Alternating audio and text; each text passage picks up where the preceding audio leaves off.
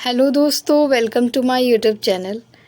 मैंने पिछले वीडियो में एनवायरनमेंट इकोलॉजी की सीरीज़ को कंप्लीट कर दिया था और ये जो है ये बायोलॉजी की न्यू सीरीज़ है और मैं इसे अपने नोट्स को डिस्कस करूँगी। तो इस वीडियो को स्टार्ट करते हैं। ये बायोलॉजी क्योंकि यूपीपीसीएस और भी जो भी वनडे एग्ज़ाम्स हैं उसमें काफ़ी इसका वेटेज होता है, काफ़ी सारे क्वेश्चंस पूछे जाते हैं, तो इसलिए मैंने इसको डिस्कस करने का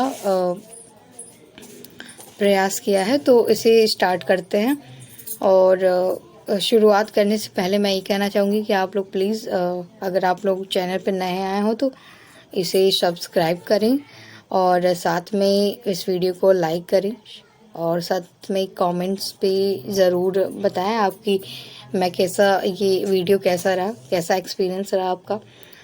तो इस वीडियो को स्टार्ट करते हैं विदाउट वेस्टिंग टाइम। तो ये जो है जीव विज्ञान की शाखाएं क्या हैं। तो फर्स्ट पॉइंट मैंने लिखा है कि जंतु विज्ञान जूलॉजी अध्ययन करता है जीवित एवं मृत दोनों जानवरों का। इसके फादर ऑफ जूलॉजी कौन है? वो अरस्तु थे।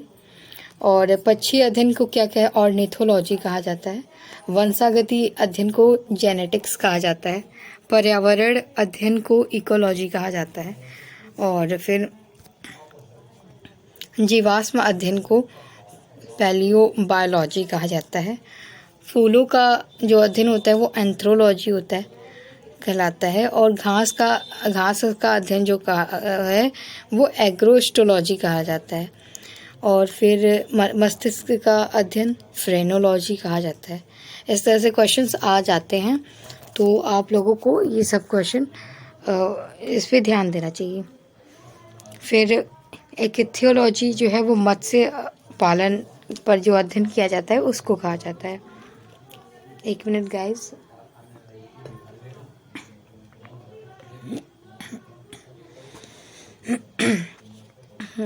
तो एंटेमोलॉजी जो है वो कीटों का अध्ययन कहलाता है। और पैरासिटोलॉजी जो है वो परजीवी अध्ययन को कहा जाता है। परजीवों पे जो अध्ययन होता है उसे पैरासिटोलॉजी कहा जाता है। मैलोकोलॉजी जो है वो मोलास्क का अध्ययन करने को वाली स्टडीज़ को कहा जाता है। फिर फोर्थ पॉइंट है पैलियो वनस्पति अथवा पैलियो बॉटनी जो है वो क्या होती है। तो उसमें ये है कि पादपों की जीवाश्मों का अध्ययन किया जाता है। और प्रोफेसर बीरबल साहनी को भारतीय जीवाश्म वनस्पति विज्ञान का जनक कहा गया है। फिफ्थ पॉइंट है एपिकल्चर मतलब मधुमक्खी पालन से संबंधित है। हॉर्टिकल्चर पुष्प एवं फल देने वाले पौधों से संबंधित है। सेरिकल्चर रेशम कीट पालन से। फ्लोरिकल्चर सजावटी फूलों, फ्लोरी मतलब फ्लावर से। आप इसी काफ़ी याद करना बहुत ही इजी होता है। तो मुझे तो सारा लर्न है, बट मैं इसी आपको जब बार आप लोग देखोगे वीडियो को, दोबारा देखिए, रिवीजन करिए तो आपको आराम से याद हो जाएगा। ऐसा नहीं होता है कि एक ही बार में सबको याद हो जाता है, किसी को नहीं याद होता है एक बार में, बार याद करना पड़ता है, बार रिवीजन करना पड़ता है पूरा। फिर पोमोलॉजी जो है वो फलों की खेती होती है। और ओलेरोलॉजी जो है वो सब्जियों की खेती। पीसीकल्चर मतलब मछली पालन। विटिकल्चर अंगूरों की खेती कहलाता है। फिर यहाँ पे लेक्सिकोग्राफी जो है वो शब्दकोश के संयोजन से संबंधित है। फिर वर्मी कल्चर जो केचुआ पालन से। जेरोंटोलॉजी जो है वो वृद्ध व्यक्तियों से संबंधित। जेरेंटो का मतलब होता है वृद्ध व्यक्ति, ओल्ड पीपल्स, तो इसलिए वो देखिए जेरेंटोलॉजी से आप ये जो है रूट वर्ड है जेरेंटो का मतलब होता है ओल्ड पीपल। और फिर ऑस्ट्रियोलॉजी जो है अस्थियों का अध्ययन। फिर ऑरोलॉजी पर्वतों का ऑरोराग्राफी वगैरह जो है पर्वतों से संबंधित है, तो पर्वतों का अध्ययन इसमें ऑरोलॉजी में किया जाता है। हाइड्रोपोनिक्स क्या होता है? ये हाइड्रोपोनिक्स जो है वो मृदा विहीन पादपों का संवर्धन। फिर जैव विकास से संबंधित दूसरा टॉपिक है ये जियोलॉजी टाइम स्केल। तो एक जो है महायुग था ईऑन तो उसे डिवाइड किया गया एरा में। तो एरा से जो है सबसे पुराना जो है वो इयोन है, मतलब महायुग। उसके बाद महाकल्प, महाकल्प के बाद कल्प, फिर कल्प मतलब पीरियड, फिर युग, इसे इपॉज कहा जाता है। इपॉज जो है वो एजेस में कन्वर्ट हुआ, एजेस में डिवाइड हुआ। तो यहाँ पे देख सकते हैं सबसे नवीन जो है वो काल है। तो यहाँ पे महायुग, महाकल्प, कल्प, युग और फिर काल सबसे नवीन। फिर प्राचीन आदिम पृथ्वी की वायुमंडल पर गैस अनुपस्थित थी, ऑक्सीजन, जबकि मीथेन जो थी वो और अमोनिया और कार्बन डाइऑक्साइड आदि गैसें अनुपस्थित थी। सबसे ज़्यादा जो सॉरी ये थोड़ा गलत हो गया है, ये अनुपस्थित जो ये जो है, एक minute guys, I have to correct, मैंने गलत लिख दिया है थोड़ा। इसमें जो है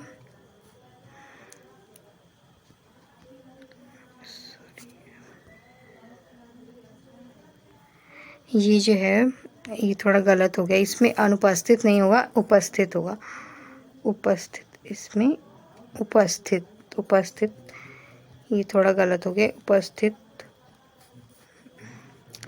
मतलब वहाँ पे सबसे ज़्यादा जो ऑक्सीजन की मात्रा उपस्थित थी।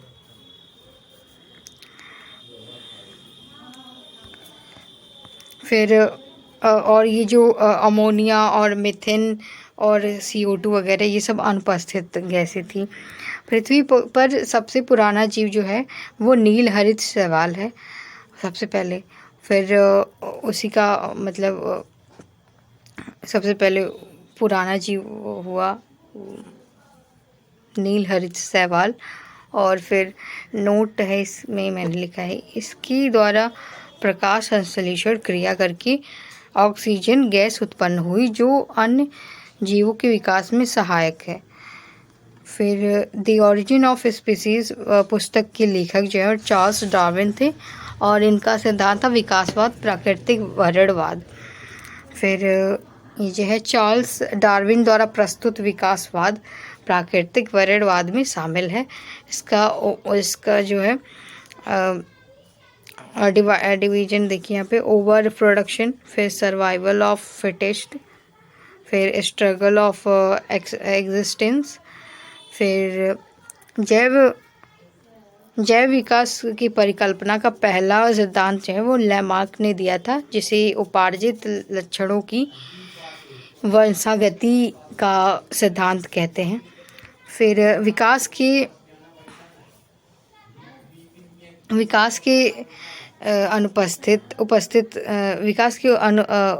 उत्परिवर्तन सिद्धांत से म्यूटेशन थ्योरी को ह्यूगो डी ब्रेज ने दिया था। फिर जीवों की अत्यधिक विविधता का कारण जो है वो उत्परिवर्तन है, म्यूटेशन है। फिर आधुनिक मनुष्य जो है होमो सेपियंस का अंतिम सीधा पूर्वज जो थे वो क्रो मैग्नॉन थे। फिर चर्चा में रहने वाले डेनिसोवन जो शब्द है वो एक आदिमानव जाति थी, उसी का नाम है डेनिसोवन। फिर आर्कियोप्टेरिक्स जो थे वो जुरासिक युग का पुरातन पक्षी था। आर्कियोप्टेरिक्स फिर यह सरीसृप तथा पक्षियों के बीच का संयोजक जंतु है। फिर मैमथ जो है पूर्वज है, मैमथ का पूर्वज जो है वो हाथी है, हाथी का पूर्वज है मैमथ। और फिर डायनासोर थे वो मेसोजोइक मध्यजीवी का विशालकाय सरीसृप था, मेसोजोइक। फिर ये वर्गीकी ये थर्ड टॉपिक है, इसमें कवर कर देते हैं। मतलब जीव जगत में सबसे अधिक संख्या जो है कीटों की है। कीट आर्थ्रोपोडा संघ में आते हैं, कई संघ में डिवाइड होते हैं, आर्थ्रोपोडा और फाइटा वगैरह करके हैं बहुत सारे। फिर पोषण के आधार पर जीवाणु परपोषी तथा स्वपोषी होते हैं। स्वपोषी जीवाणु CO2 तथा अकार्बनिक पदार्थों से अपना भोजन स्वयं बना लेता है, जबकि इसमें हरित लवक जो है वो क्लोरोप्लास्ट का अभाव होता है। फिर जीव एक कोशीय जीव हैं जिन्हें मोनेरा जगत में रखा जाता है। जीवाणु जो है वो एक कोशीय जीव है। फिर माइकोप्लाज्मा जो सबसे छोटा जीव होता है जो स्वयं विकास एवं प्रजनन करने में समर्थ है। फिर अमीबा जो है, अमीबा एक प्रोटोजोआ एक कोशीय जंतु है जो प्राय द्विखंड विधि द्वारा जनन करता है। फिर प्राय सभी एक कोशिकीय जीव जो हैं वो अन्य अलैंगिक विधि द्वारा जनन करते हैं। और फिर 6 पॉइंट है वार्म ब्लडेड जो है होमोथर्मल सदैव जो है वो बॉडी टेम्परेचर एक समान सदैव होता है, जैसे कि पक्षियों का, स्तनधारी जीवों का। फिर कोल्ड ब्लडेड जो है वो सरीसृप वर्ग की प्राणी मतलब जो कहे जाते हैं उनका बॉडी टेम्परेचर वातावरण के अनुसार घटता बढ़ता रहता है, जैसे कि ये उभयचर, मत्स्य, फिर स्नेक वगैरह हो गए, सॉलमंडर वगैरह, ये सब इसी में आते हैं। फिर हाइड्रा में रक्त नहीं होता किंतु श्वसन गैसों का आदान प्रदान होता है, विचरण के द्वारा होता है। फिर समुद्री जीव जंतु जो हैं जो मछली नहीं है, jelly fish, star fish, silver fish और फिर cuttle fish, hag fish, razor fish, cry fish इत्यादि। वास्तविक मछली जो है वो कैट फिश है, गोल्डन महसीर है, फिर समुद्री घोड़ा है। फिर शार्क मछली में हड्डियों की संख्या 0 होती है बिकॉज पूरा शरीर उसका कंकाल तंत्र उपास्थि बना होता है शार्क मछली में। अब ये क्वेश्चन आ सकता है तो इसे आप ध्यान में रखिए, वैसे ये वनडे एग्जाम्स में पूछा जा सकता है। फिर 11th पॉइंट है स्पर्म वेल जो है विशालतम दांत वाली वेल होती है। और एकिंटना जो प्लेटिपस एक मात्र अंडे देने वाली स्तनपायी जीव है। और फिर एक मात्र उड़ने वाला स्तनधारी प्राणी है तो वो चमगादड़ है, बैट जिसे कहते हैं इंग्लिश में। फिर समुद्री गाय सी काउ जो है एंड समुद्री सिंह सी लॉयन स्तनधारी है, जबकि समुद्री घोड़ा एक कशेरुकी मछली है। और फिर मेढक के कायांतरण में आंतें छोटी हो जाती हैं जिससे मांसाहारी भोजन पचाने में सहायक होता है। फिर पराभक्षियों से बचने के लिए स्वयं को लपेटकर छोटा कर लेते हैं, तो वो हैं हैजहॉग, जाहग और स्तनधारी कशेरुकी। फिर वज्रशल्क, पेंगोलिन मतलब वल्नरेबल सेक्शन में उसे IUCN के वल्नरेबल सेक्शन में उसे कंप्लीट मतलब संरक्षित किया गया है, उसे शामिल किया गया है पेंगोलिन का, क्योंकि बहुत ही उस पर वो काफ़ी वल्नरेबल जीव है। फिर कपी जो प्राणी होता है जगत में हेमिनोडिया महापरिवार की सदस्य जानवर जातियों को कहा जाता है। और इसकी संख्या 2 शाखाएं होती है, एक छोटा हीन कपी गिब्बन और महाकपी मतलब बड़ा आकार वाला चिंपैंजी, मनुष्य, गोरिल्ला, ओरांगुटान। जबकि लंगूर जो कपी वर्ग में नहीं होते हैं बल्कि वानर वर्ग में शामिल किए जाते हैं। अब ये जो है 3 प्रकोष्ठ हृदय वाले जीव कौन से हैं? मेढक है, सांप है, छिपकली है। 3 प्रकोष्ठ हृदय होते हैं। 2 प्रकोष्ठ हृदय वाले कौन से जीव हैं? तो वो मछली है। 4 प्रकोष्ठ वाले हृदय वाले जीव जो हैं वो बंदर होता है, मगरमच्छ है। फिर अधिकतर रीढ़ की हड्डी वाले अधिकतर रीढ़ की हड्डी वाले पशुओं पित्ताशय होता है। इसके अपवाद जिसमें नहीं होता है तो घोड़ा, ऊंट, चूहा बिना रीढ़ वाले पशुओं में पित्ताशय नहीं होता है। फिर गीदड़ के पैर में खुर नहीं बल्कि नाखून युक्त गद्दीदार पैर होते हैं जैसे कि कुत्ते का। फिर कुत्ता का, और फिर अब वन्य प्राणी है उनका वैज्ञानिक नाम है, ये भी पूछा जाता है, तो आप लोग इसे ध्यान में रखिए। एशियाई जंगली गधे को क्या कहा जाता है, तो इकस हेमियोनस कहा जाता है। बारहसिंगे को रुजर्वस दुआशिली, चिंकारा को गजेला बैनेटरी, फिर नील गाय को बॉसलाफस कहा जाता है। लच्छड़ जो है देखिए उड़ान रहित पक्षी जो है वो कीवी है। फिर फुफ्फुसहीन प्राणी जो है वो मत्स्य मछली है। फिर अपाद सरीसृप है वो सर्प है कि बिना पैरों के सबसे तेज दौड़ने वाला जीव। फिर ऑक्टोपस जो है वो मृदु कवची है, मॉलस्क जंतु है, और इसका अन्य नाम जो है वो डेविल फिश है। ऑक्टोपस को डेविल फिश कहा जाता है। सबसे बड़ा कशेरुकी जंतु जो है वो कोलोसल स्क्विड है। और फिर दीमक को श्वेत चींटी भी कहा जाता है, और यह कीट वर्ग का प्राणी है जो आर्थ्रोपोडा संघ में आता है। जुगनू जो है, जुगनू कीट वर्ग का ही है। इसकी चमक जो है वो ल्यूसीफेरस एंजाइम के कारण होती है जुगनू की। अब इसमें ये काफ़ी इम्पोर्टेंट हो जाता है। फिर देखिए उपपरजीविता जो है, हाइपर पैरासाइटिज्म जो है एक परजीवी पर दूसरा परजीवी का आश्रित होना, उपपरजीवितावाद हाइपर पैरासाइटिज्म कहा जाता है। कीट वर्ग जो है, कीट वर्ग में 3 जोड़ी पैर होते हैं लगातार, अर्थात 6 पैर होते हैं, जैसे खटपल, घरेलू मछली, सॉरी मक्खी, मच्छर, तिलचट्टा, तितली। फिर जबकि मकड़ी जो है एरिकोनिडा वर्ग में, बिकॉज इसकी 8 पैर होते हैं। फिर रेशम प्रोटीन निर्मित फाइबर है।